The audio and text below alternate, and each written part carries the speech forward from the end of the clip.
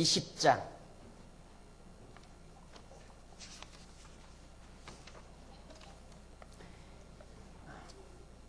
1634페이지 행음으로 인한 전쟁 20장입니다.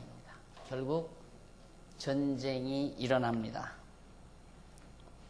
20장 1절로 7절 보면 백성들이 미스바 총리로 모여 레위인의 경위를 듣게 됩니다. 12 토막난 여인의 시신을 받아 본 이제 이스라엘 12지파 백성들이 미스바라고 하는 곳에 모이게 됩니다. 이에 모든 이스라엘 자손이 단에서부터 부엘세바까지 길르앗 땅에 나왔는데 그 회중이 일제히 미스바에서 여호와 앞에 모였으니 온 백성이 어른 곧 이스라엘 모든 지파의 어른들은 하나님 백성의 총위에 섰고 칼을 빼는 보병은 40만이었으며 이스라엘 자손의 미스바에 올라간 것을 베냐민 자손이 들었더라. 이스라엘 자손이 가로되 이 악한 일의 정령을 우리에게 고하라. 레위 사람 곧 죽음을 당한 여인의 남편이 대답하여 가로되 내가 내 첩으로 더불어 베냐민에 속한 기브아에 유숙하러 갔더니 기브아 사람이 나를 치러 일어나서 밤에 나의 우거한 집을 에워싸고 나를 죽이려 하고 내 첩을 욕보여서 그로 죽게 한지라. 내가 내 첩의 시체를 취하여 쪼개어 이스라엘 기업의 온 땅에 보내노니 이는 그들이 이스라엘 중에서 행음과 망령된 일을 행하였음을 인함이로라. 이스라엘 자손들아 너희가 다 여기 있은즉 너희의 의견과 방책을 내일지니라. 자, 여기 이제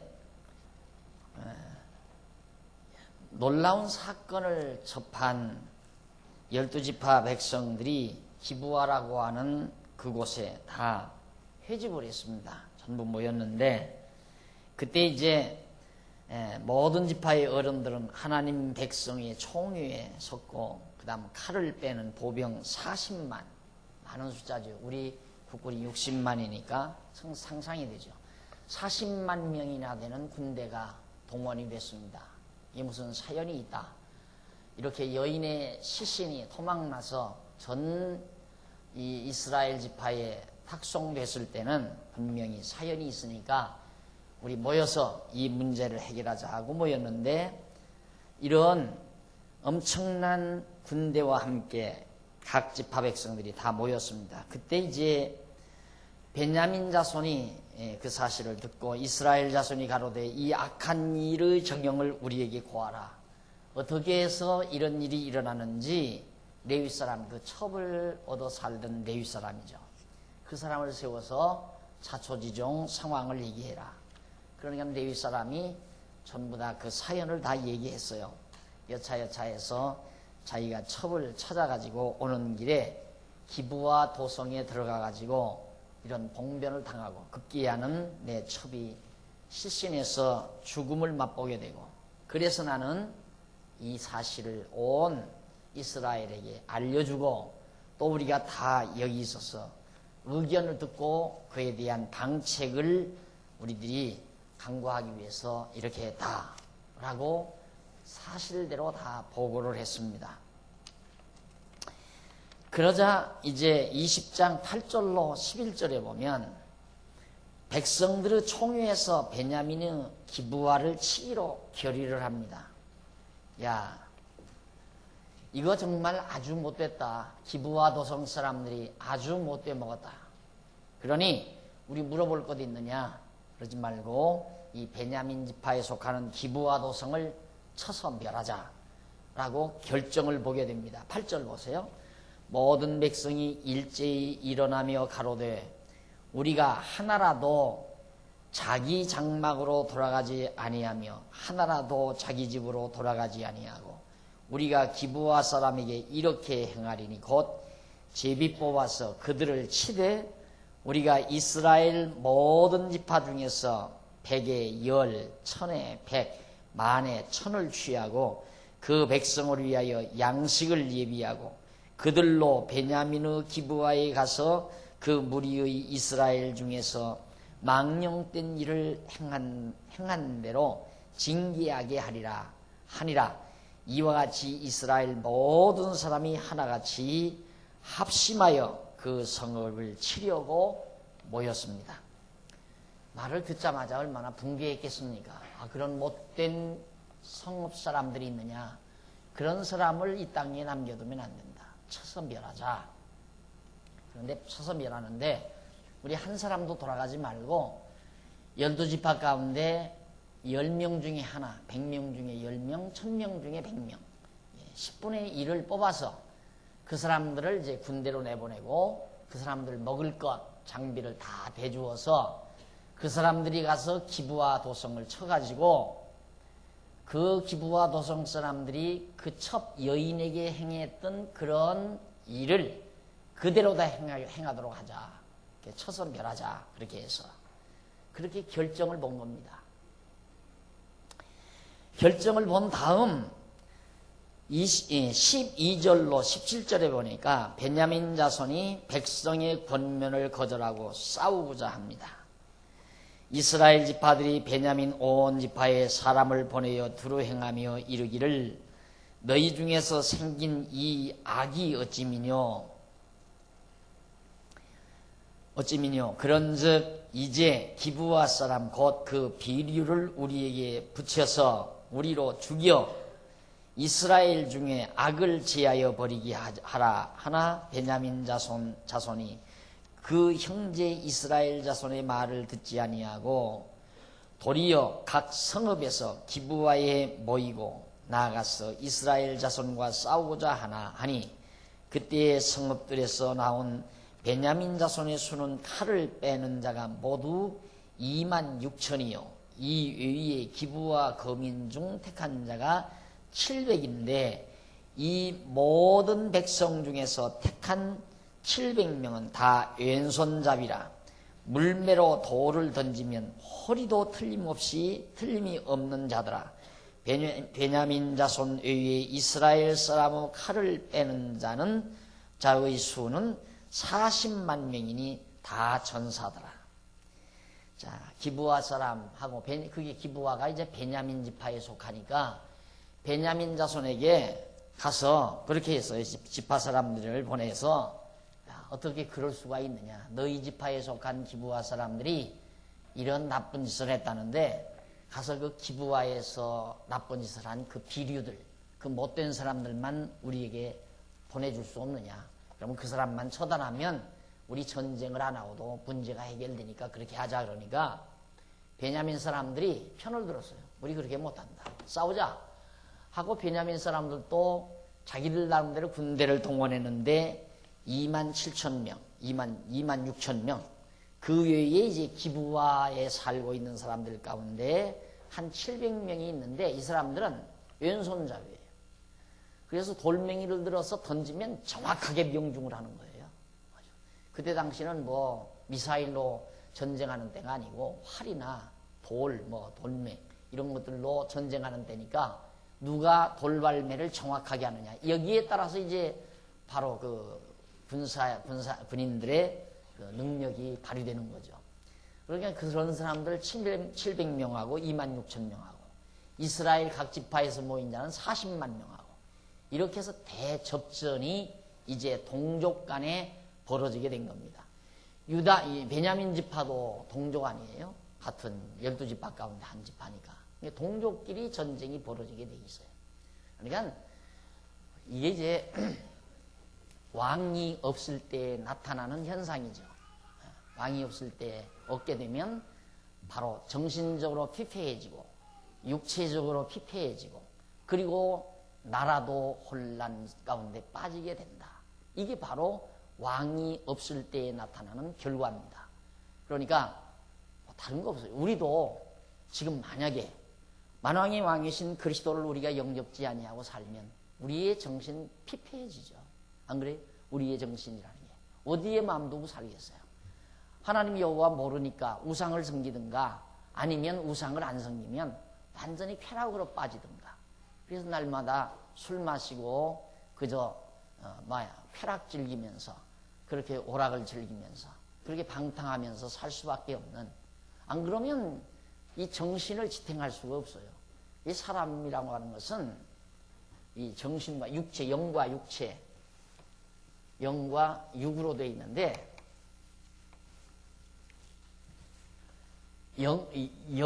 영적인 힘이 약하게 되면 육적인 힘을 강화시켜야 돼요. 다시 말해서 육체를 흥분시켜야 산다 이 말이죠. 육체를 흥분시켜야. 영적인 힘을 얻지 못하려면. 그러니까 영은 대부분 이성 쪽이에요. 이성은 영 쪽이에요. 인간의 이성이란. 감성은 인간 육체 쪽이에요. 육신 쪽. 그러니까 감성 문화냐 이성 문화냐. 사실 한참 철학이 만연되는 그런 시대는 이성 문화거든요. 그러니까 많은 철학자들은 고뇌를 하고 인생 문제를 생각하게 되고 역사를 생각하고 또한 예술도 생각하고 인생의 근본 문제, 사는 문제, 죽는 문제, 이런 심각한 문제들을 가지고 고민하고 생각하는 그런 문화. 그게 이제 영적으로 나아갈 수 있는 충분한 그런 분위기 문화죠. 그러나 이게 없어버리면 이성적인 문화가 아니면 그건 감성 문화예요. 그러니까 오늘 현대사회가 감성 문화거든요. 어떻게든지 인간의 감성만 잘 흥분시키면 그것이 행복으로 알고 지금 쏘가 살고 있는 것이 현대인들이란 말입니다. 그래서 완전히 이제는 감성이 이성을 누르고 살아가는 문화. 과거에는 이성이 감성을 누리는 건데, 인간 이성적 존재, 우리는 인간은 이성적 존재이기 때문에 우리의 감성을 누르고 컨트롤하고 살아간다. 이게 이제 보통 인간들의 보편적인 생각인데, 이게 뒤집어져 버려. 근대 사회에 있어서, 근대 문명에 있어서. 그래서 이제는 누가 얼마만큼 감성적으로 느끼느냐. 그러다 보니까 연예인들이 가장 인기가 있고, 연예계로 나가야 성공한다고 생각하고, 그러다 보니까 연예계로 나가서 인간의 감성을 자꾸 이렇게 흥분을 시키려다 보니까 자기가 흥분이 돼야 되잖아요. 그러다 보니까 결국은 마약 문화가 연예계에 만연될 수밖에 없죠. 그렇게 해서 연예계만 마약 문화가 만연되는 게 아니라 모든 대중 속에도 마약이 만연될 수밖에 없는 그런 문화로 치달을 수밖에 없는 겁니다. 그러니까 오늘 우리가 정말로 영과 육을 정말 잘 다스려 나가지만 반대로 영이 강화되면 육체는 지배하고 살 수 있는 거거든요. 영적인 쾌락. 그러니까 원래 사실상 그 에피큐리아니즘이라고 하는 말은 바로 영적인 쾌락을 말하는 거예요. 육체적 쾌락이 아니라. 근데 에피큐리아니즘이란 말이 영에게 해당되지 않고 근대에는 육체에 해당돼 버렸다는 쾌락주의. 과거에는 그 쾌락주의라고 하는 것이 영적인 면에, 인간 정신면에, 정신적인 면에, 이성적인 정신면에, 정신적 쾌락을 강조하고 그렇게 이제 주도해 왔댔는데, 그게 안 되니까 정신적 쾌락, 이성적 쾌락을 누리려면 이성이 만족해야 되잖아요. 이성적으로 만족을 해야 되는데 이성을 채울 수 있는 진리가 없다 이 말이에요. 이성을 채울 수 있는 진리가. 이성을 만족시킬 수 있는 진리만 있다면 이성적으로 만족하죠. 정말. 그러니까 정말 이것이 진리로구나 발견됐을 때 눈물이 나오잖아요. 눈물 나올 정도로 감동스럽잖아요. 울잖아요. 울어요. 이 진리 이걸 발견하고 나서 너무 감동스러워서 울잖아요. 어느 목사님이 그러더라고요.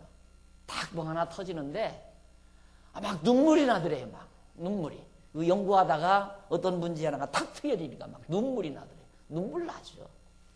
그만큼 이성적인, 정신적인 기쁨, 영적인 기쁨, 이것이 진리 안에서 와지는 거란 말입니다. 그게 되면 이제 육체적인 감성은 잘 이렇게. 그래서 이 육체적인 감성도 고르게, 정서가 고르게 발전하는 거죠. 이 그냥 감성 문화는 고르게 발전해요. 우리나라 대표적인 지금 빗나가는 게 아니라 앞서 나가는 거죠. 이제 차근차근 올라가는 거거든요. 이제 단계가. 이렇게 단계가 올라가는데 요즘 우리나라 젊은이들은 이 2단계 정도 있어요. 그런데 박진영이는 여기까지 와 있는 거예요. 그러니까 너는 안 된다 그러잖아요. 너무 빠르다 이놈 새끼야. 같이 데리고 가라 이거야. 박진영이 잘하시네? 어쩔 수 없어요. 그쪽으로 가는 길밖에 없는 거예요. 그러니 우리가 정말 이 진리운동이라는 것이 얼마나 참 대단한 건가, 필요한 거고 중요한 건가를 알 수 있잖아요. 어쩔 수 없어요. 피폐해요. 정신적으로 육체적으로 다 피폐해진다 이 말입니다. 내가 곧 길이요 진리요 생명이라고 하시는 그리스도가 우리의 왕이 되어 주셨다는 사실은 인간에게는 정말 복음이 아닐 수가 없죠. 거기에 우리의 정신적인 기쁨도 있고 영적인 기쁨도 있고 그 정신적이고 영적인 기쁨과 평강을 가지고 육체적인 감성도 충분히 다. 그래서 진리에 대한 감동이 감성을 지배해가는 거죠. 그래서 항상 우리 교회 내가 그 젊은이들 우리 교회 등록을 하면 그걸 반드시 얘기해 줍니다. 우리 교회 신앙 지도는 이성으로 인간의 이성으로 깨닫고 그 다음 감성으로 느끼고 그리고 이성과 감성에 의한 의지죠. 의지라고 하는 것은 이성과 감성에 의해서 작용되는 현상을 의지라고 그러잖아요. 그 의지적으로 결단한다. 그래서 행동하죠. 살아간다. 행동, 삶이라요, 삶. 우리가 살아간다라고 하는 거. 이 삶은 내 내면의 표현 아니에요. 나라고 하는 자의 표현이 삶이란 말입니다. 나를 표현하고 사는 것. 그걸 소위 이제 자기 실천이요. 자기 실현이라고 할 수 있죠. 나 자기를 실현한다. 그럼 자기라고 하는 게 뭐냐? 자기 실현이라는 게 삶으로 나타나잖아요. 그럼 어떻게 우리들은 우리의 신앙생활이 어떻게 이루어지는가? 이성적으로 우리 거듭난 이성 하나님께서 밝혀주신 이성으로 진리를 깨닫고 나니까 느끼는 바가 있어요. 그러니까 감성이 충족돼요. 느껴지니까. 사람은 뭔가를 느끼고 싶은 것이 본능 아니에요? 영화관을 왜 가요? 잠깐 느끼고 눈물 한 방울 찔끔 흘리고 싶어서. 무엇 때문에 공연장에 가요? 거기서도 연극을 왜 봐요? 보다가 거기서 뭔가 하나 화끈 다가오는 그 감동을 맛보기 위해서. 음악 감상실에 왜 갑니까? 다 음악을 감상하다가 찡 하고 다가오는 그 느낌 한 번 맛보기 위해서 가는 거 아니냐 이거예요. 그거. 느끼기 위해서. 그러니까 우리는 진리를 깨닫고 느낀다 이 말이죠. 당연하잖아요. 예를 들어서 남녀가 서로 사귀는데 전혀 만나기만 하면 서로 티격태격 싸움만 한다 이거예요. 그런데 어느 날은 조용히 커피숍에 앉아서 남자가 자기가 여자에 대한 마음을 가지고 있는 말들을 소상하게 잘 말해줍니다. 그 말을 듣는 순간 깨닫게 되죠. 여자가. 야, 저 남자가 나를 되게 사랑하는구나. 그걸 깨닫는 순간 쨍 하고 와서 느끼게 되잖아요. 그러면 깨닫고 느끼니까 야, 결혼해야 되겠구나. 결단하죠. 그렇게 해서 결혼해서 사는 것이 바로 인간의 구조라고 말이에요. 그래서 이 느낌이라고 하는 것, 감성작용이라는 건 반드시 이성적 기능이 동반돼야 인격적이지, 이성적인 기능이 동반되지 아니한 본능적인 느낌은 얘란 말입니다. 얘. 어떻게 나하고 종씨야. 예. 그럴 수밖에 없어요. 이제 반드시 우리 아이들 여기 있지만 앞으로 여기 가요. 여기 가게 돼 있어요. 걔는 미국 태생이 아니에요. 미국에서 났다고 그러죠. 그러니까 미국의 젊은이들의 감각을 가지고 있는 거예요. 그러니까 우리나라 젊은 아이들보다는 앞서지요. 모든 면에서. 느끼는 바가 앞서고 또 생각하는 바가 앞서고. 그러니까 어쩔 수 없는 거예요. 머리를 다 머릿속에 넣어주는 것이 없는데, 대학을 가도 머리에 넣어주는 것이 없는데, 대학에서 4년 동안 공부해도 뭔가 가치관 정립을 못하고 나오는데 뭘로 깨닫겠어요? 깨닫는 것 없이 그냥 본능적으로 느끼는 거예요. 본능적으로 느끼는 건 동물적이죠. 그렇잖아요. 그러니까 이스라엘 백성들이 왕이 없으니까 바로 그냥 깨닫는 것 없이 본능대로 영적으로 육적으로 다 영적인 본능은 바로 우상숭배로 충족하고 육체적인 본능은 이렇게 온갖 행음으로써 육체적 본능을 취하다 보니까 결국 나라까지 망해져가는 민족상쟁이 벌어지는 이런 처절한 현상을 낳게 되고 마는 겁니다. 그래서 이제 베냐민과 이스라엘 지파들 간에 크게 전쟁이 벌어질 수밖에 없는 상황에 도달하게 됩니다. 1638페이지 20장 18절에 보면 이스라엘 자손이 베델에 올라가서 하나님께 물어보죠. 하나님께. 자, 이스라엘 자손이 일어나 베델에 올라가서 하나님께 묻자와 가로되 우리 중에 누가 먼저 올라가서 베냐민 자손과 싸우리이까? 여호와께서 가라사대 유다가 먼저 올라가라.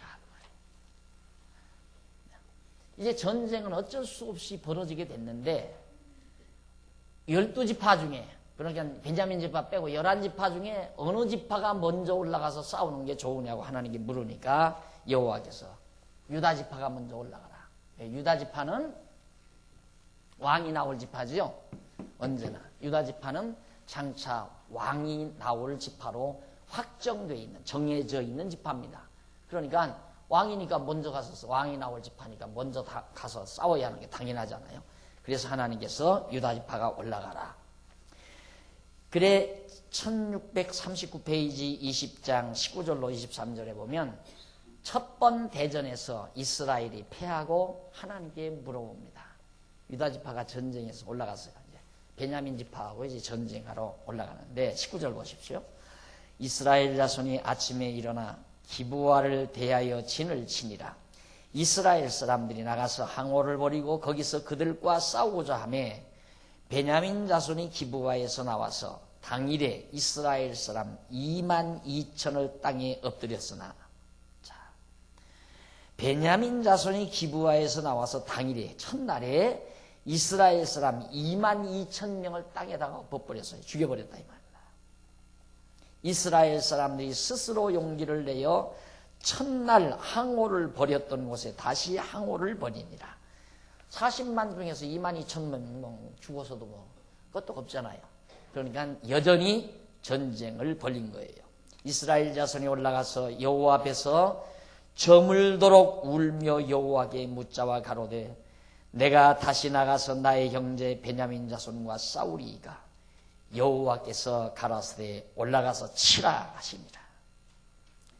2만 2천 명이나 아군 이스라엘 지파 군인들이 40만 군인 중에 2만 2천 명이나 죽고 나니까 그래도 용기를 잃지 않고 계속해서 사기를 잃지 않고 전쟁을 하지만 얼마나 서글퍼요. 2만 2천 명. 요즘 이라크 전쟁에서 뭐 5명 죽었다 하는 것도 뭐 몇 명, 10명, 뭐 10명 죽었다 하는 것도 막 크게 보도되고 난리인데 2만 2천 명이나 당일에 죽어버렸으니까 얼마나 큰 전쟁입니까? 무자비한 전쟁이고.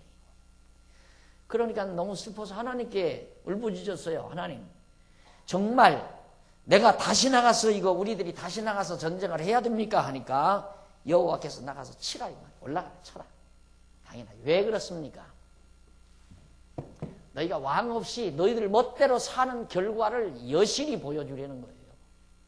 결국 인간이 자기 소견에 옳은 대로 살면 결국 이렇게 자멸의 길밖에는 없잖아요. 지금 우리가 역사 현장에서 보고 있어요. 지금 우리들이 현재 보고 있잖아요. 인류 역사 하나님을 떠나서 하나님의 가르침을 떠나서 인간 자기 소견에 옳은 대로 세상을 살아가다가 보면 결국 이렇게 서로 물고 뜯고 전쟁하며 살 수밖에 없는 이런 결과를 가져올 수밖에 없는 거예요. 자멸의 길이죠. 그러니까 자멸의 길.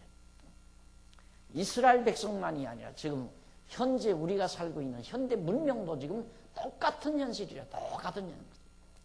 정신적으로 피폐하지. 그 다음 육체적으로도 말할 수 없이 피폐돼 버렸지. 여기에서 나오는 건 전쟁밖에 더 있겠어요. 당연하잖아요. 세계 종교, 세계 모든 종교가 다 우상 종교 아니에요. 거의 다. 기독교는 다 타락돼 버렸고 기독교 다 타락해 버렸어요. 전부 다 기독교 지금 구교도 기독교 자처하잖아요. 하나님 자처하고 하지만 캐토릭 얼마나 부패했습니까? 캐토릭만 부패했나요? 개신교 다 부패했잖아요. 형편없이. 그러니까 결국 인간들은 어딘가 정신적으로는 종교를 채택하지만 올바른 종교가 아닌 우상 종교로 다 전락돼 버렸고, 중동 국가도 그렇고 동남아도 그렇고 전부 우상 천지 아닙니까? 그리고 육체적으로는 앞섰다고 하는, 문명이 앞섰다고 하는 서구 문명은 전부 쾌락 문명으로, 육체적 쾌락 문명, 성 문명으로, 마약 문명으로 지금 이름을 떨치고 있고, 구라파도 마찬가지죠. 구라파도 마약 만연돼 있잖아요. 독일이라는 거. 그냥 공원에서만 마약 든다고 해요. 공원에서 서로 앉아서. 서로. 젊은이들이. 그리고 미국도 역시 얼마나 심각했으면 미국 대통령이 클린턴인가요? 대통령 되자마자 마약과의 전쟁 선포하고, 우리나라도 보통 심각성의 농도가 넘어섰다고 그래요. 우리나라도. 특히 연예계 쪽으로 더. 그리고 젊은이들 속에 급속도로 확산이 되어가고 있고. 이게 다 육체적으로 피폐해서 그래요. 정신적으로 마음 둘 곳 없고 육체적으로 다 퇴락돼 버리니까 이렇게 다 망가져서 결국 사람들이 사악해지기 시작하고요. 그래서 인류가 스스로 죽어가는 무덤만 파고 있잖아요. 누가 사람을 많이 죽일 수 있는 무기를 만드느냐에 따라서 강국과 약국이 정해지는, 강자와 약자가 정해지는 이 비참한 현실 속에 우리는 살 수밖에 없는, 왜? 만왕의 왕이신 그리스도를 배척한 인류 문화의 당연한 규결이라고 생각을 합니다. 그 다음 이제 올라가 7이니까 물으니까 20장 24절로 28절 1640페이지 또 패하고 하나님께 물어서 승리에 대한 약속을 받습니다. 24절 그 이튿날에 이스라엘 자손이 베냐민 자손을 치러 나아가매 베냐민도 그 이튿날에 기브가에서 그들을 치러 나와서 다시 이스라엘 자손 1만 8천을 땅에 엎드려 태우니 2만 2천 명인데 이튿날은 1만 8천 명. 그러니까 꼭 4만 명 죽었잖아요. 40만 명이 올라가서 4만 명이 죽었어요. 만약에 미국 전쟁이 지금 20만 명 같다고 그러죠. 추가 파병 20만 명 더 보냈는데 40만 명이 지금 이라크로 갈 거거든요. 가서 만약에 미국 군인이 4만 명이 죽었다? 미국 뒤집어져 버리죠. 안 그래? 미국 다 뒤집어져 버려요. 4만 명 미국 군대가 죽었다면. 그런데 이스라엘이 지금 4만 명이 이틀을 전쟁을 해가지고. 그러니까 전쟁의 승패가 군대의 수에 있지 않다는 게 지금 드러나고 있잖아요. 군대의 수가 많다고 해서 전쟁이 이기고 지는 게 아니라 말입니다. 우리가 무얼로 보아도 12지파 가운데 한 지파, 베냐민 지파하고 나머지 11지파하고 격투를 하는데 한 지파는 군대가 기껏해야 지금 2천 명도 안 돼요. 그렇죠? 2만 명도 안 된단 말입니다. 그리고 지금 이 연합군은 11지파 연합군은 40만 명이에요. 40만 명. 그러면 물어볼 것도 없죠. 전쟁은 이긴다. 이틀 전쟁에서 완전히 두 번 다 패배해가지고 연합군이 4만 명이 죽어 넘어져 버린 거예요. 다 칼을 빼는 자였더라. 그것도 용사들이 죽은 겁니다. 26절 이에 온 이스라엘 자손 모든 백성이 올라가서 베델에 이르러 이제 패배했으니까 울며 거기서 여호와 앞에 앉고 그 날이 베델의 단이 있기 때문에 날이 저물도록 금식하고 번제와 화목제를 여호와 앞에 드리고 27절 여호와께 물으니라. 그때는 하나님의 언약궤가 거기 있고 베델에 있었죠. 아직 솔로몬의 성전이 안겨 있을 때니까 베델의 여호와의 언약궤 모세가 광야에서 만들어서 만나단지 아론의 쌍난 지팡이 돌비 이것들을 넣어둔 언약궤가 바로 그 베델에 있을 때란 말입니다. 거기 올라가서 하나님께 물어본 거예요. 금식하고 화목제를 여호와 앞에 드리고 여호와께 물으니라. 그때는 하나님의 언약궤가 거기 있고 28절 아론의 손자 엘르아사르 아들 비느하스가 그 앞에 모셨더라. 아론의 손자, 아론이 대제사장이었죠. 그러니까 아론의 손자가, 아론은 광야에서 제사드리던 사람이죠. 모세와 함께. 아론의 손자니까 이제 벌써 이제 그 사사시대 이후 손자인 그가 와서 이제 거기서 제사하고 있을 때였다. 이스라엘 자손이 묻자오되 내가 다시 나가 나의 형제 베냐민 자손과 싸우리까 말리까 또 물었어요. 하나님께 여호와께. 그러니까 여호와께서 가라사대 때 올라가라. 내일은 내가 그를 내 손에 붙이리라. 내일 전쟁에서는 내가 그들을 내 손에 붙일 테니까 올라가라고 하나님께서 약속을 해 주십니다. 그러니까 여기서 봐도 전쟁의 승패 분명히 누가 주관하는가? 여호와 하나님께서 주관하시죠. 그렇죠? 그러니까 오늘까지는 베냐민 지파가 이겼지만 내일은 이스라엘 11지파 연합군이 이기게 해주겠다는 하나님의 약속, 여호와의 약속이 주어진 거예요. 그러니까 전쟁은 성경에서 전쟁은 하나님께 속했다라는 말, 이게 진리지요. 그게 진리. 그러나 하나님을 알지 못하면 이해가 안 가죠. 전쟁이 어떻게 하나님께 속했냐? 전쟁은 군장에게 속해 있는 거고 세련된 군대들의 전술에 속해 있는 거지. 전술이 좋고 군대의 수가 많으면 이기는 거고 무기가 좋고 그러지 못하면 패배하는 거 아니냐. 이라크 전쟁도 마찬가지.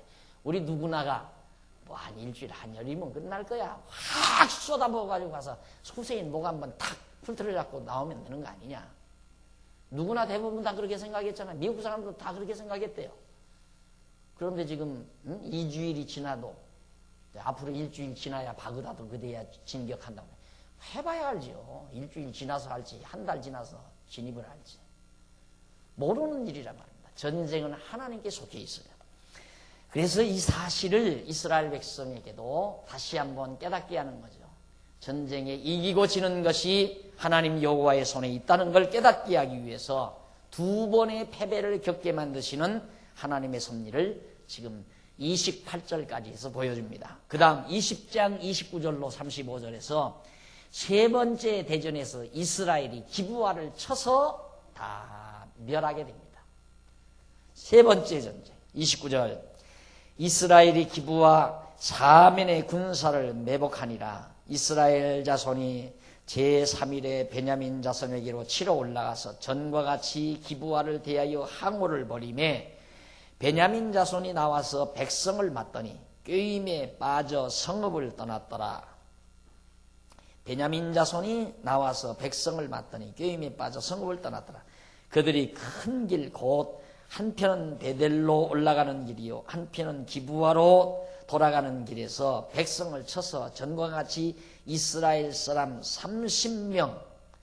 30명가량을 죽이기 시작하며 스스로 이르기를 이들이 전과 같이 우리 앞에서 패한다 하나 이스라엘 자손은 이르기를 우리가 도망하여 그들을 성읍에서 큰 길로 깨어나고자 하고 이스라엘 사람이 모두 그 처소에서 일어나서 바알다말에 항오를 벌였고 그 복병은 그 처소 곧 기브아 초장에서 쏟아져 나왔더라.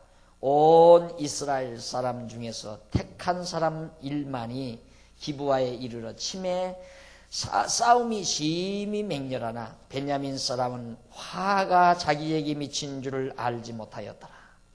여호와께서 이스라엘 앞에서 베냐민을 쳐서 파괴하시매 당일에 이스라엘 자손이 베냐민 사람 25,000인 100을 죽였으니 다 칼을 빼는 자이었더라.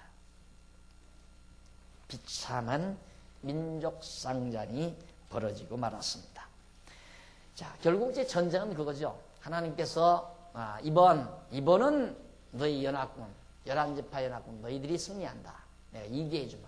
그래서 이제 쳐들어갔어요.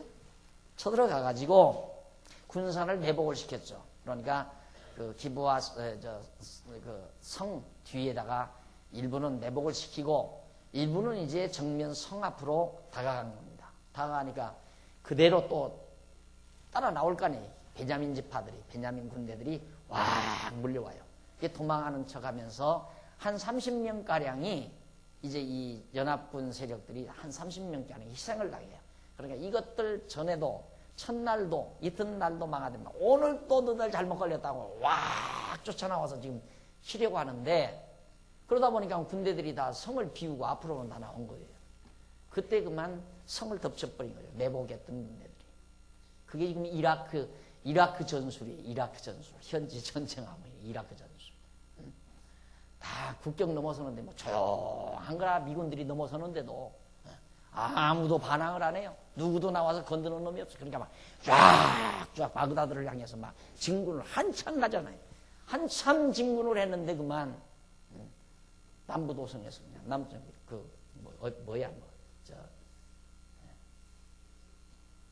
남부에 있는 도시 거기에서 그만 일어나가지고 다시 난리를 치니까 신토양난 아니에요. 저 앞으로 지금 바그다드를 향해서 가는 군인들 보급을 시켜야 되는데 지나간 밑에서 딱 차단을 하고 날리니까 앞에 간 사람들이 잘못하면 포로가 되잖아요. 미국 군대들이. 그래서 이렇게 전쟁이 늦어지지 않습니까? 지금 그런 전술을 이스라엘 백성들이 쓴 거예요. 이스라엘 이라군들이. 그래가지고 그날 베냐민 사람들을 25,100명을 다 쳐서 죽이고 나니까 한 지파가 무너나는 거 아닙니까? 한 지파가 무너나는 정도예요. 2만 명이 죽어버려요. 그러니까 결국 자기 동족끼리 죽이고 살리고 하는 결과가 나온다는 거예요. 자멸이에요. 자멸. 이것이 결론이다. 뭐에 대한 결론? 왕이 없는 것에 대한 결론이다. 결국 하나님께서 세우시는 사사, 왕이라고 하는 것이 그건 하나의 허울이에요. 인간은. 그건 허울. 사람들이 이제 사람을 안 보여. 하나님은 보이지 않으니까 내가 왕이다 하면 사람들이 모르잖아요. 그리고 전달이 안 되는 거고. 그러니까 하나님께서 한 사람을 선택을 해요. 선택을 해서 네가 왕이다, 사사다. 해서 그 사사의 지혜를 주관하고 그 사사의 총명을 주관해서 하나님의 뜻대로 백성들을 잘 다스리고 인도할 수 있도록 하나님께서 그 사사를 주관하는 겁니다. 그렇게 해서 백성들이 하나님의 통치를 받도록 섭리하시는 거죠. 그런데 오늘 우리에게는 하나님께서 정말 우리의 왕을 김씨도 세우지 않고 이씨도 세우지 않고 노씨도 세우지 않고 예수씨를 세웠다는 게 얼마나 다행이냐 이 말이에요. 하나님의 아들 예수 그리스도를 우리의 왕으로 세워서 우리를 다스리게 하는 그것이 바로 주님의 몸된 교회예요. 이 교회가 하나님의 나라란 말입니다. 하나님께서 다스려가는 나라. 누구를 세워서? 예수 그리스도를 세워서. 그래서 우리로 하여금 정신적 피폐도, 영혼의 피폐도, 육체적인 피폐도 다 모면케 하시고 나아가서는 서로 살상하고 죽이는 비참한 전쟁도 피하며 서로 화목하며 사랑하며 살 수 있는 행복도 우리에게 주시게 되는 거란 말입니다. 그러나 이스라엘 백성에게는 사사가 없으므로 이와 같은 비참한 결과를 낳게 됐다. 왕이 없으면 세 가지입니다. 왕이 없으면 첫째, 정신적 피폐가 온다. 즉 우상숭배. 그건 정신적 피폐의 극단이에요. 우상숭배라고 하는 것. 얼마나 정신적으로 빈약하면 돌멩이에다가 절을 하고 얼마나 정신적으로 미약하면 자기가 만든 나무 토막에다가 빌면서 복달라고 하겠습니까? 그만큼 마음이 약하고 정신적으로 빈약하기 때문에 우상을 섬기는 거거든요. 왕이 없으면 예수를 믿지 아니하면 쉽게 말해서 예수를 그리스도로 영접해서 그리스도의 통치를 받지 아니하면 정신적 피폐가 온다. 그 다음 두 번째로 육체적 피폐가 온다. 육체적 피폐. 그 다음 결국은 자멸한다. 결국은 서로 가족끼리 하나님을 영접지 아니하는 가족끼리 서로 갈등을 누리며 요즘 그러죠. 부모 자식 간에 다 갈등 느끼잖아요. 부부끼리도 갈등을 느끼고 바로 여기서부터 정리가 안 되니까 영적으로 육적으로 정리가 안 되니까 그래서 가정도 피폐해지고 나아가서는 나라가 피폐해져 버리고 요 문명 지금 이 흐름 이대로 아까 그려드렸죠. 이대로 계속하면 영웅이에요. 젊은이들의 영웅. 이 친구가 젊은이들의 영웅. 다 젊은이들이 다 그쪽을 향해서 머리 두르고 있거든요. 결과는 어떻게 되고 뻔하죠. 이것이 세계를 지배하려는 머리들이 가지고 있는 수작입니다. 그래서 여러분이 컴퓨터 문화라는 것이 무서운 문화예요. 그러니까 컴퓨터 문화는 뭘 노리느냐면 우리 인간들의 두뇌를, 뇌를 다 파내려고 하는 거예요. 두뇌를 다 파내려고. 두뇌를 파내면 결국 인간은 짐승이 돼버리고 마는 거거든요. 공부할 거 없어요. 외울 것도 없고 공부할 것도 없어요. 전부 컴퓨터에 다 있으니까 앞으로는 그냥 이렇게 몇 군데만 누르면, 지금은 좀 컴퓨터 하기가 조금 어렵지만 앞으로는 더 쉬워진대요. 그냥 이렇게 몇 군데 누르면 다 나와요. 뭐 별의별 거 다 나와요. 요지경 속에 컴퓨터 아니라는 게. 그 속에 있으니까 생각할 것도 없고 외울 것도 없고 고민할 것도 없고 머리가 다 텅텅 비는 거죠. 그런데 그걸 만들어내는 머리는 대단한 머리죠. 그렇잖아요. 그걸 만들어낸 머리, 그 머리가 세상을 제패하겠다는 얘기예요.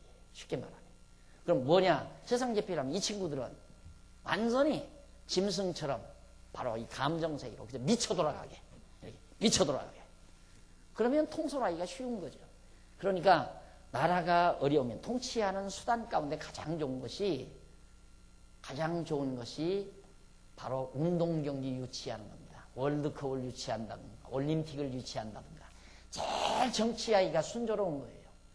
여기 김 대통령이 한 4, 5년 동안 그래도 그런 정도 해온 것은 월드컵 이것 유치하는 통에 그런 대로 해온 거예요.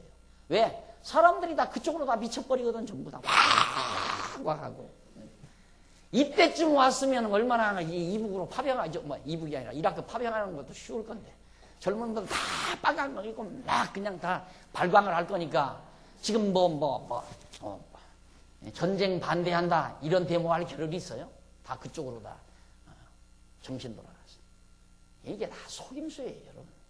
우리 인간들이 다. 근데 구체적으로 속여야 되겠다가 아니라 그렇게 하니까 되니까 그냥 그게 정치인 줄 알고 하는 거예요. 이 정치는 그렇게 하는 게 아니라 원칙을 깨닫고 원칙을 알고, 이건 늘 그러잖아요. 깨달아, 느끼고 결단하게 해야 하는 거. 그래서 백성들로 하여금 살아가게 만드는 정치. 이래야 똑똑한 정치 아니에요. 그런데 그게 없으니까 그냥 순간순간 이렇게 인간들의 감정을 잡아 돌려가지고 그때 무마시켜 나가는 정치. 그런 사람들이 그쪽으로 가니까. 그래서 자꾸 개방하는 거예요. 김 대통령이 처음 대통령 되자마자 일본 문화 개방. 저 양반도 정치인이구나. 내가 딱 들으니까 그래. 처음 되자마자 일본 문화 개방하겠다. 왜? 젊은이들의 호응을 얻기 위한 거죠. 개방해서 개방됐나? 이미 아파트마다 전부 빵떡 같은 생긴 거, 이거 막 큰 거, 이거 다. 안테나가 다 달아놨잖아. 일본 거 다 보느라고. 다 보고 있어요, 다. 그런데 구태여 그걸 막아치우면서 인기 떨어질 필요 있어요? 개방한다 하니까 젊은 놈들 전부 더 하죠. 더 일본 아이들. 그러니까 정치하기가 편안하죠. 그쪽으로 몰아붙여주면. 그러니까 대학가에 데모가 없잖아요. 대학가에. 그래서 이번에 이제 대통령이 원칙 따지고 좀 젊은 세대들 자꾸 일깨우고 해서 하다 보니까 요즘 뭔가 이거 생각을 하는 거예요. 이제 좀 젊은이들이. 그러다 보니까 이제 파병 반대한다 이런 데모도 나오고. 전에 흐름 같으면 그런 데모할 겨를 없죠. 언제 데모 있었습니까? 학생 데모 없잖아요, 대학가에. 그런데 요즘 지금 다시 일어나잖아요. 그러니까 정치는 원칙대로 해야 돼요. 다소간 중간 과정에 좀 소란이 있다 하더라도 이게 원칙이에요. 깨달아, 느끼고 결단해서 행동하게, 살아가게 만들어가는, 이게 이제 올바른 원칙에 따르는 정치죠. 그런데 대통령 혼자 그렇게 할 수 있나요? 자, 깨닫게는 대학에서 젊은이들을 잘 가르쳐서 대학에서 깨닫게 해서 뭔가 나라 사랑하는 마음도, 이웃 사랑하는 마음도, 조국을 사랑하는 마음도, 또 정말 문화를 사랑하는 마음도, 예술을 사랑하는 마음도 느끼게 해서, 그렇게 해서 뭔가 결단해서 아름다운 문화생활을 즐기며 살아가도록 백성들을 이끌어가는 것이, 그것이 정치의 정석이란 말입니다. 그런데 이 정석전 정치를 할 수가 없어요. 민주주의가 가장 잘 발달됐다는 선진문화가 감성문화니까 어쩔 수가 없는 거예요. 깨닫게 할 수 있는 게 없으니까, 또 가르쳐서 감동시킬 수 있는 게 없다 이 말이에요. 진리가 없으니까 안 되는 거죠. 그래서 오늘 이 사사기 마지막 부분에서 왕이 없는 결과가 어떻게 맺어지는가를 우리는 적나하게 살펴본 겁니다. 처참하게 돼버렸습니다. 베냐민 지파가 2만 2천여 명이 넘는 2만 5,100명이나 되는 장사들이 다, 군장들이 다 죽어버렸고, 그리고 이스라엘 연합군도 정말 4만 명에 달하는 연합군들이 다 시체가 되어버렸고, 이런 비참한 현실 속에서 결국 1642페이지 중간쯤 보면 줄바꿈에 나옵니다. 결국 베냐민 자손은 이스라엘 자손에게 패배를 당하였다. 이는 어디까지나 이스라엘 자손이 막강한 군사력으로 이긴 것이 아니라, 여기 이 길입니다. 이긴 것이 아니라 여호와께서 베냐민 자손을 이스라엘 자손의 손에 붙여주셨기 때문에 그들이 이긴 것입니다. 그러니까 이스라엘이 막강해서 이긴 게 아니다. 하나님이 이기게 해서 이긴 것이다. 처음에 전쟁을 해서 만약에 이스라엘이 연합군이 이겨버렸다면 2만 한 5천 명을 베냐민 지파 죽이고 이겼다면 역시 힘은 있어야 돼. 힘이 강해야 돼. 그리고 이스라엘 백성도 오만방자해졌을 거고요. 우리 힘을 누가 다 말이야. 오만함, 이걸 하나님께서 갖지 못하게 하고 또 깨닫게 하시려고 왕이 없는 결과가 어떻게 빚어지는가를 여실히 체험적으로 실제적으로 경험케 하려고 동족상잔이 벌어지게 하고 이런 비운의 결과를 맺게 만드신 하나님의 역사. 그러니 하나님 교육비가 참 많이 들어요. 하나님 앞에 공부하는 데는 엄청난 교육비가 들어요. 그 뭐 등록금 몇백만 원 가지고 되는 게 아니잖아요. 그냥 나라가 한번 뒤집어 퍼지기도 하고 내 살림이 다 뒤집어 퍼지기도 하고 사랑하는 자들이 다 죽어가고 시체가 되어버리기도 하고 이런 엄청난 등록금을 치르고 하나님을 배워가는 역사, 이것이 바로 우리가 이 세상에서 공부해가는 캠퍼스입니다. 하나님 배우는 대학의 캠퍼스, 이것이 우주거든요. 우주공간. 모든 우주와 만물을 섭리하시고 주관하시면서 우리는 하나님을 하나하나 배워가고 있단 말입니다. 앞서 여호와께서 이스라엘 자손에게 약속하신 말씀대로 승리하게 해주셨습니다. 그것은 전쟁의 승패가 군사력이 있지 아니하고 여호와의 능력이 있음을 모든 이스라엘 자손으로 하여금 깨달아 알게 하시는 섭리였습니다. 여호와께서 이스라엘 앞에서 베냐민을 쳐서 파괴하심으로 당일에 이스라엘 자손이 베냐민 사람 2만 5,100을 죽였으니 다 칼을 빼는 자이었다. 베냐민 자손 가운데 칼을 빼는 자가 모두 2만 6천이었는데 그 가운데 2만 5,100이 죽었으니 900이 남고 모두 죽임을 당한 것이다. 이렇게 이스라엘 백성은 같은 동족끼리 서로 칼로 쳐서 죽이고 멸하는 비극을 저질렀다. 이는 이스라엘 백성을 다스리는 왕이 없으므로 백성이 각기 자기들 소견에 옳은 대로 행한 결과이다. 자기 소견대로 산다는 것이 얼마나 어리석은가를 알 수 있죠. 자기 소견대로. 그래서 육체의 소욕은 바로 이게 육의 소욕이죠. 이게 내 소욕이에요. 내 소견에서 나오는 내 소욕. 영의 소욕. 성령의 인도함을 따르는 거죠. 그래서 육신의 소욕은 영의 소욕을 거스리고 영의 소욕은 육체의 소욕을 거스린다. 그래서 우리가 육체의 소욕 따라 산다고 하는 것이 얼마나 어리석은 것인가를 아주 잘 우리에게 교훈적으로 남겨주고 있는 말씀입니다. 자, 그 다음 제 1643페이지 20장 36절로 48절 보면 베냐민 자손들이 이스라엘 자손에게 크게 맞죠? 패배한. 베냐민 자손들이 이스라엘 자손에게 크게 패배한. 36절 이에 베냐민 자손이 자기가 패한 것을 깨달았으니 이는 이스라엘 사람이 기브아에 매복한 군사를 믿고 잠깐 베냐민 사람 앞을 피함에 복병이 급히 나와 기브아에 돌입하고 나가며 칼날로 온 성읍을 쳤습니다. 처음에 이스라엘 사람과 복병 사이에 상략하기를 성읍에서 큰 연기가 미치는 것으로 군호를 삼자 하고 이스라엘 사람은 싸우다가 물러가고 베냐민 사람은 이스라엘 사람 30명가량을 쳐 죽이기를 시작하여 하며 이르기를 이들이 정녕 처음 싸움같이 우리에게 패한다 하다가 연기구름이 기둥같이 성읍 가운데서 일어날 때에 베냐민 사람이 돌아보매 온 성읍의 연기가 하늘에 닿았고 이스라엘 사람은 돌이키는지라 베냐민 사람이 화가 자기에게 미친 것을 보고 심히 놀라 이스라엘 사람 앞에서 몸을 돌이켜 광야길로 향하였으나 군사가 급히 추격하여 각 성읍에서 나온 자를 그 가운데서 진멸하니라. 그들이 베냐민 사람을 에워쌌더니 기브아 앞 동편까지 쫓으며 그 쉬는 곳에서 짓밟음에 베냐민 중에서 엎드러진 자가 18,000이니 다 용사더라.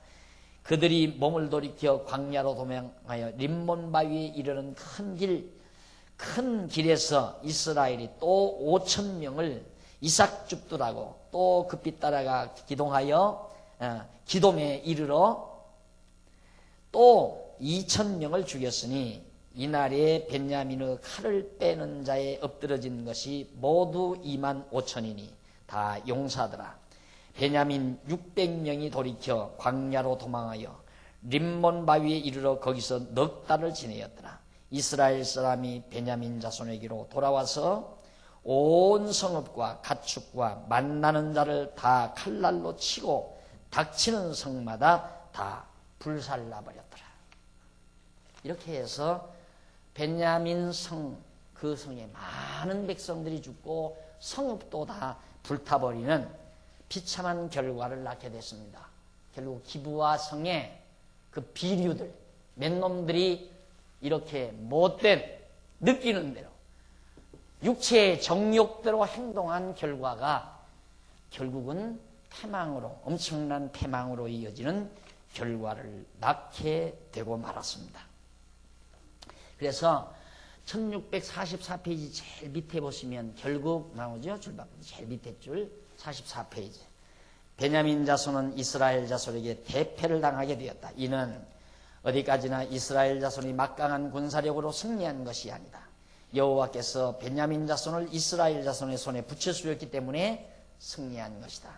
앞서 여호와께서 이스라엘 자손에게 약속하신 말씀대로 승리하게 해주신 것이죠.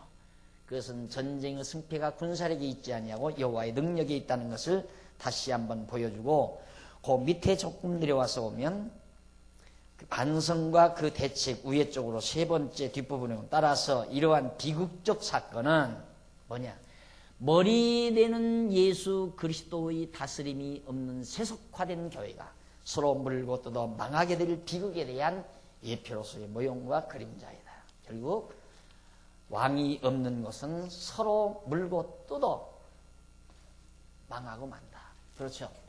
그래서 지금 미국은 자기가 세계적인 왕이 되려는 거죠. 온 세계를 미국 스스로가 다스리려는 거예요. 그런가 하면 로마 교황청에서는 늙은 교황 할아버지가 자기가 온 세계를 다스리고 싶은 거예요. 앞으로 세상은 이 두 세력으로 딱 전개되게 됩니다. 온 세상을 누가 다스리느냐. 그래서 하나는 정치 권력, 하나는 종교 권력.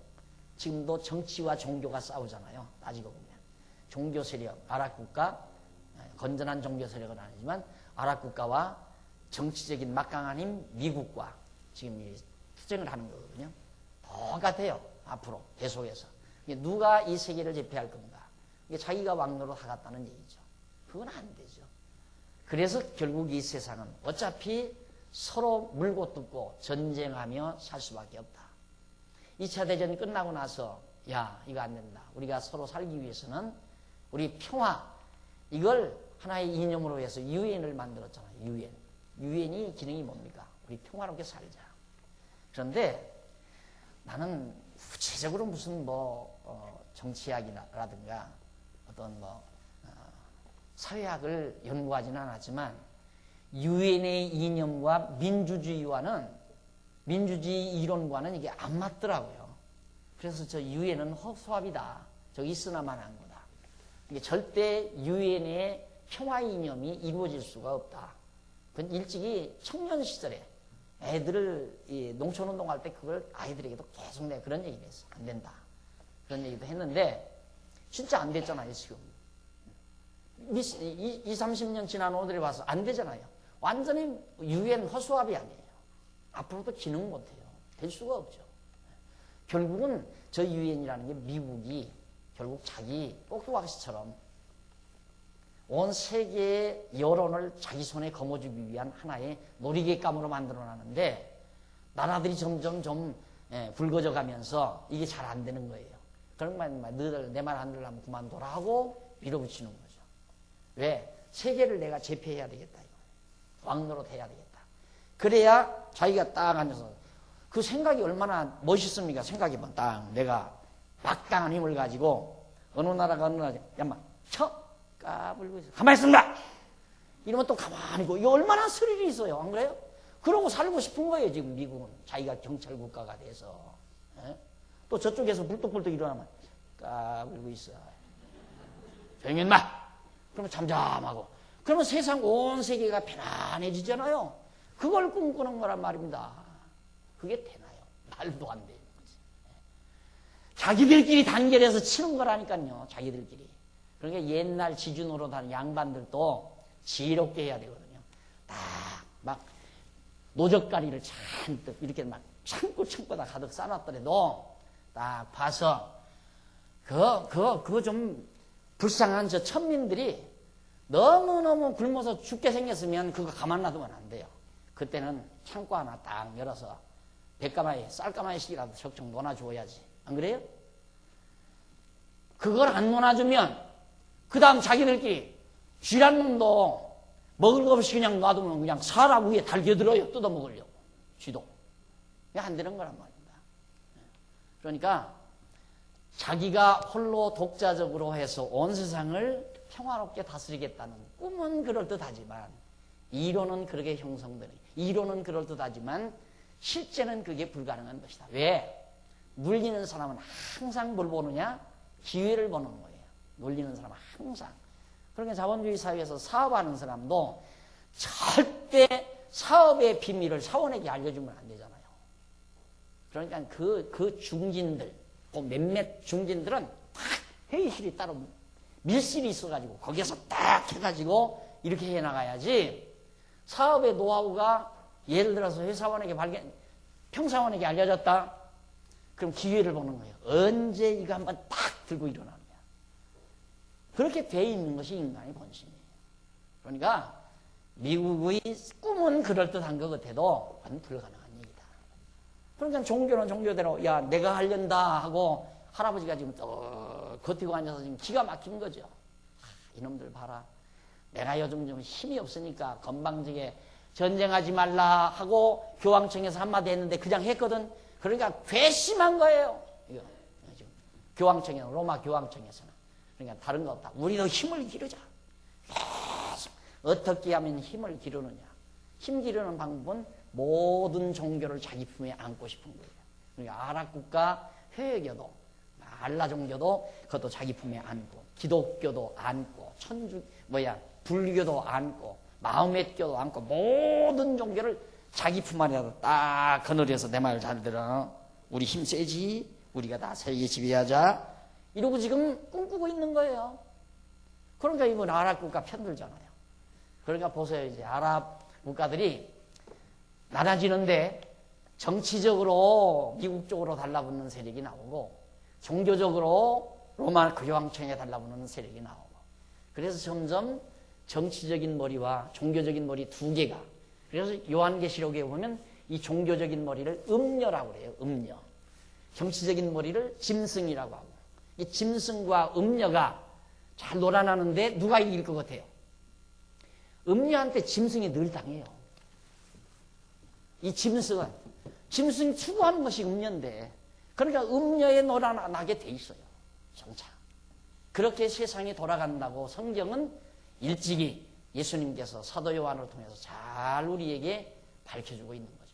지금 그런 흐름을 만들어가기 위한 이런 이 세상 모든 사조 개편이 이루어지기 위해서 이번 전쟁도 이렇게 이루어지고 있다는 게 우리의 눈으로 보여지잖아요. 하나님이 없는 나라, 예수 그리스도를 배격한 세상이 결국 자멸하게 된다는 것.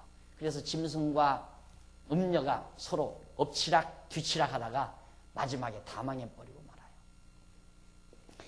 그래서 결국 이러한 비참한 결과를 맺은 다음 그때야 반성하고 그 대책을 세우는 것이 21장에 나옵니다. 다음 시간에 우리 모여서 이제 총체적으로 결론을 맺고 이어서 룻기로 접어들어가도록 교재를 미리 준비해 주시면 대단히 감사하겠습니다. 오늘 강의 여기서 마치겠습니다. 기도하십시다. 전능하신 하나님 아버지, 은혜와 사랑을 감사드립니다. 오늘 또 저희를 불러주셔서 참으로 만왕의 왕 되신 예수 그리스도를 떠난 삶이 얼마나 피폐된 삶인가를 잘 깨달았습니다.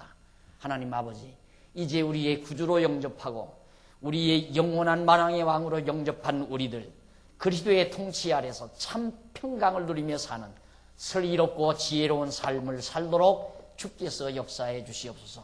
오늘날 그리스도를 떠난 많은 영혼들이 영적으로 육적으로 피폐된 삶을 살면서 오늘 우리의 역사 현장에서 이렇게 비극이 지금 벌어지고 있습니다. 서로 죽이고 서로 파괴하며 정말 고통스러운 역사를 지금 빚어가면서 오늘 우리들이 살아가는 이 모습을 바라보며 우리들도 다시 한번 반성하고 그 대책을 강구하는 아름다운 슬기와 지혜를 우리 모두에게 허락해 주시옵소서. 오늘도 저희들 연보했습니다.